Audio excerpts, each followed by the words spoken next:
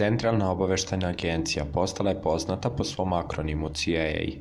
To je američka obaveštajna služba zadužena za prikupljanje i analizu podataka o stranim vladama i korporacijama, ali takođe i o pojedincima i dostavljanje tih podataka raznim resorima vlade SAD-a.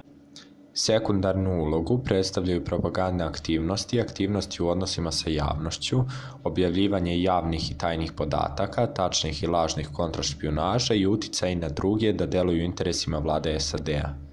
Treća funkcija agencije je da deluje kao skrivena ruka vlade SAD-a sprovodeći tajne operacije po smernicama predsjednika SAD-a. Za agenciju su vezane mnoge teorije zavere. Najpopularnije su da je ona učestvovala u napadima na Svetski trgovinski centar 11. septembra 2001. godine. Mnogi sumnjaju da je agencija lažirala napad na Svetski trgovinski centar i da je podmetnula bombe jer avioni sami ne bi mogli da unište te zgrade. Druga velika teorija je da su učestvovali u ubistvu Johna Kennedya i da ubistvo zapravo nije izvršio Lee Harvey Oswald, već neko iz njihove agencije. Složit ćemo se, oko Kennedyovog ubistva ima dosta kontroverzije.